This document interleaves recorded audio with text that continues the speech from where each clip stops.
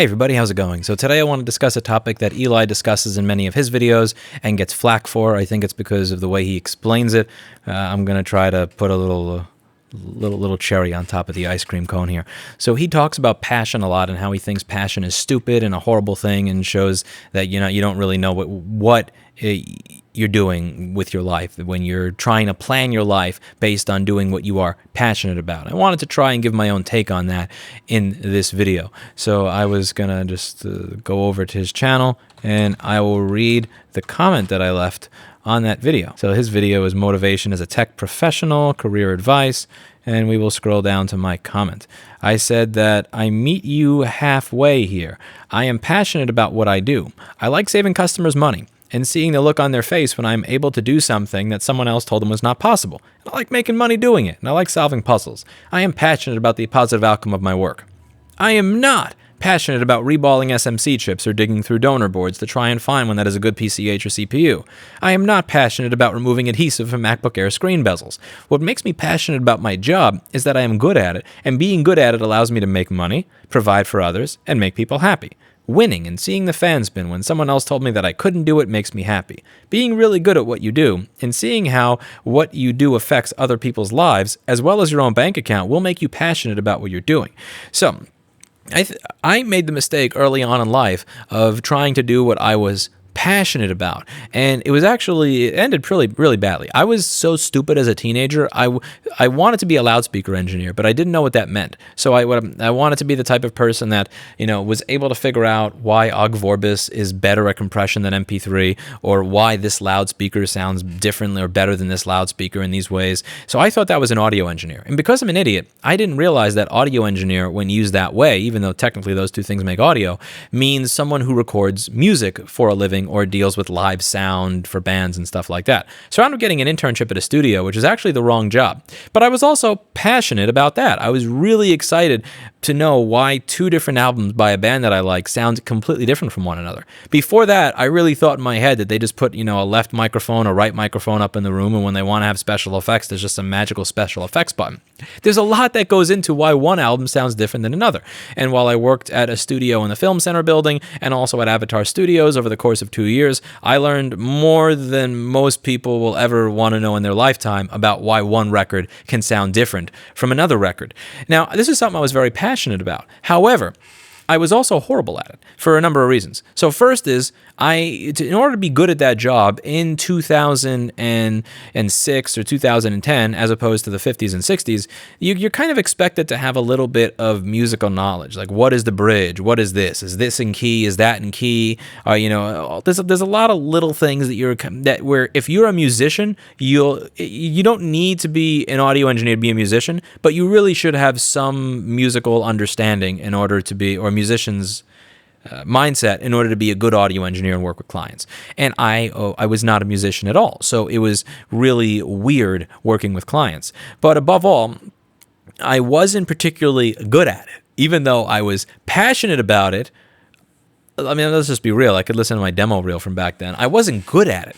And since I wasn't good at it, it was difficult to really climb up and become good enough at it that I would enjoy it. So because I wasn't very good at it over the course of several years, I didn't get to work with top-line artists. I got to work with artists that were willing to work with someone that's not a good audio engineer, which are going to be not good artists. And the not good artists are just not very fun to work with. So I wasn't really... So, I followed something based on being passionate about it, but I wasn't really good at it. Since I wasn't good at it, I couldn't really make much money at it, so I couldn't live a decent lifestyle. And I also, since I wasn't good at it, I wasn't able to see the smile on people's faces when my work made them happy, because again, if I listened to my own work, it wasn't exactly work that would make anybody happy. And I wasn't necessarily good at it. Then you look at, let's say, MacBook motherboard repair. I want to be clear, I'm not passionate about reballing an SMC. I don't get excited thinking about seeing solder balls melt into place. I don't get excited digging through donor boards and having to go through 5 freaking donor boards to find one working SMC chip when it takes 20 minutes to reball the damn thing. I'm not excited when a new model comes out and I have to, figure out what a Lord of War Nicolas Cage supply chain is going to be able to get me access to the chips I need to do my job. What I am passionate about is when a customer comes in and they say, everybody else told me my data's gone, and I can get your data back in a day and prove everybody else wrong. And I can see the tear come down your face as we're ringing you up and you're able to get access to the pictures or documents that you thought were gone forever. When I like seeing the look on their face when they go, I can't believe that the Apple Store said nobody can get my data. Seeing people happy. Not only are they happy, after I solve the puzzle that I'm good at solving, so I get the dopamine kick twice. So A, from solving a puzzle, I'm like, yes, I got it. Being good at something. And then seeing how being good at something makes someone else happy. That's the second one. And then when I'm good at something and being good at something made someone else happy, now I made money from it. So I'm not living in a place that's infested with termites anymore. That makes me happy again. So it's not, for me, I would not advise young people to just do what they're passionate about. I think that's really bad advice. It's not because I want you to be in a dead-end job. I don't think Eli wants you to be in a dead-end, miserable job either. It's because I think they're getting it wrong when they're not explaining passion in a way that's going to be understood well by the younger generation. You're going to be passionate about what you do when you're good at it. Being good at what you do helps other people, and when being good at what you do helps other people, allows you to make money so that you can live the life that you want to live, rather than, again, living someplace that's infested with termites. That's where the passion comes from. I'm much more passionate about figuring out why one Dream Theater album sounds different than another Dream Theater album and actually implementing that. I'm more passionate about that than I am reballing an SMC. But again, I suck at it. When you turn it into a job, it's fairly grueling. Since I suck at it, I can't particularly make money at it. Since I can't make money at it, I would live a shittier life. And since I'm not good at it, I don't get to see other people be happy with the result of my work.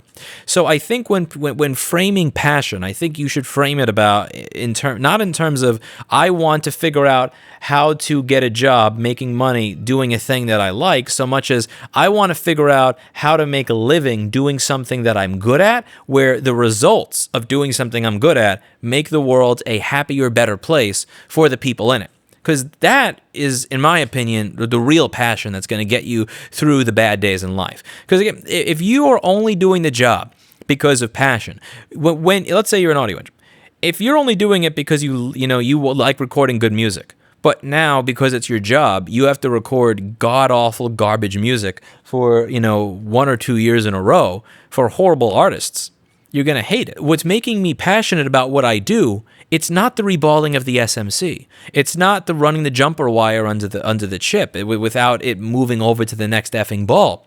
What makes me passionate is seeing the excitement in the face of a customer that still, even 10 years into our business, is in a full state of disbelief that we can do something for them when the Apple Store told them that they can't. That's what I'm in it for. I'm in it to see that happiness on their face when they get their data back, and then to be able to make the money from it that allows me to pay the staff members I have here more than what they made at their old jobs. So even if I have a bad day of boards that are not fixable, even if I have a bad day of boards that are incredible, terrible, god-awful trolls, I'm still able to be passionate about what I do, because it's not about the process. It's not the process that I'm passionate in, it's the outcome. And what I would give as advice to young people who are looking for a career, rather than bullshit them and say, just do what you love and it'll never be a day of work in your life, which typically leads people to getting $100,000 degrees in things that are completely unpractical, and while they work at Starbucks or Burger King to pay off their student loan debt into infinity, I would ask them, what are you good at? What can you do that will result in a genuine positive change in the world? Not where you love the process, but where you're passionate about the outcome at the end of the process. It's not about being passionate about the process. It's about being passionate about what happens once you're done doing the process you're good at in the world, and how does that make you feel at the end when you get to see that what you did, you get to feel like you had actual feeling of accomplishment. That's about it for today. That's the career advice that I really wish someone would have given me 16 or 15 years ago. I probably would have wasted a lot less time in my life, but at the same time, I wouldn't have had the happy accident that led me to doing this as a business. So maybe it's best it worked out that way. But if I had I remember telling myself when I was a kid, when people would say, people would always say you should get into electronics or computers. And I remember telling people, and my dad and all the people I would meet, that I was being a cheeky teenager and saying I'd rather kill myself than fix computers for a living. That was what I used to say when I was an early teenager. But because I genuinely had no passion for the process of, rebuilding a computer. It was horribly boring to me, not fun. But again, for me, the fun is not in what I'm doing. The fun is in the outcome. If you put me in a room where I was not able to see the customer, I was not able to see if my work worked, where I was making what I made at Modell Sporting Goods, I would absolutely hate what I'm doing. Because I'm not passionate about running the wire or doing the reballing. I'm passionate about seeing the customer excitement at the end of it. I'm passionate about the being able to profit off of being good at something that makes people happy. So that's that, and I'll see you all in the next video. Bye now. And you should also stop by Eli's channel and tell him that we say hi. So Eli's channel has been put in YouTube prison where none of his stuff gets any views because he released COVID medical misinformation. What he did was he told his audience that he got the vaccine and that he was going to be following the CDC guidelines with his new business. And after doing that video, he got a YouTube community strike for COVID misinformation. He did make one joke in his community page saying that he's showing the scheduling for his vaccine, or showing the little sheet that said he got his vaccine and saying I'm scheduled for my third eyeball, which is clearly a joke. But yeah, anyway, this duck represents Eli the computer guy. Longtime viewers will understand why. So see you in the next video. Bye now.